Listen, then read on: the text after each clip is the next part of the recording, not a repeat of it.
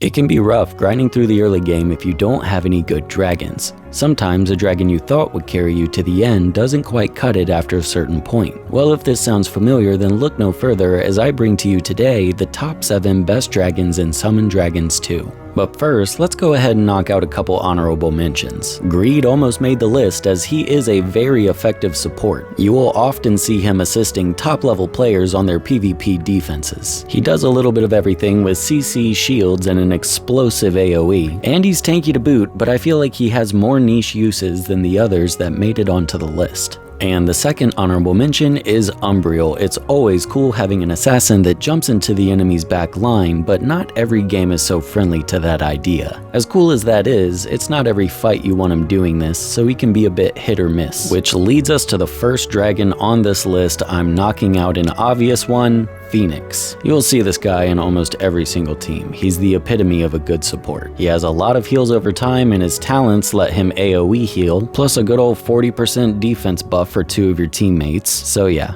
quite obviously, Phoenix made the list.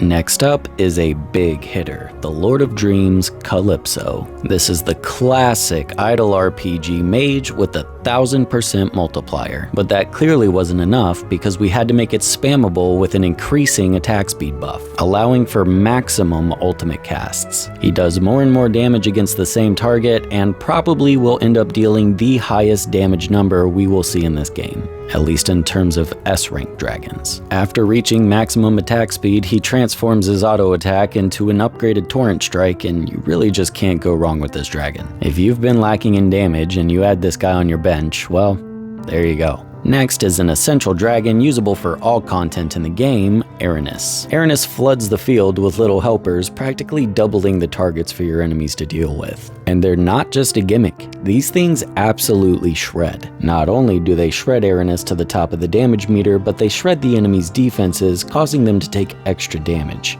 He's melee, so you can use him in the Deep Rock Lair, but you may as well consider him an AoE with that many adds, so you can use him in the Twilight Realm and Sacred Ruins as well. He's definitely just a one-size-fits-all dragon that should definitely fit into your team somewhere. Now for some fan favorites. Next on the list is Luna. Luna's got some passive orbs that fly around clockwise, constantly dealing damage to the enemies. She also litters orbs all over the field, giving her no downtime even whenever auto-attacking. Her cone-shaped roar attack can knock back enemies in a pinch to help get her out of a sticky situation. And once you get her talents up, the whole field will be a graveyard of orbs, as every single ability will launch multiples. Now, for one maybe you didn't expect so much, Shai Sora. A lot of the dragons we've been talking about already are pretty dangerous, but they're even more dangerous whenever they're buffed. Attack buffs, attack speed buffs, crit rate buffs, practically every dragon has some sort of stacking damage buff. And let's not forget about all those supports jamming us up with their defense buffs and heals over time. Well, Shai Sora is going to take care of all of that, because he summons a doppelganger to the field, but their stacking damage buff is crit rate, and whenever they land a crit, an enemy's buff is removed. Seeing as she can have an upwards limit of 3 doppelgangers on the field, it's safe to say that the enemy won't be maintaining any buffs. And this is not at the cost of damage. She also has an active skill that burns enemies over time, and once her setup is complete, you got yourself a solid summoner carry.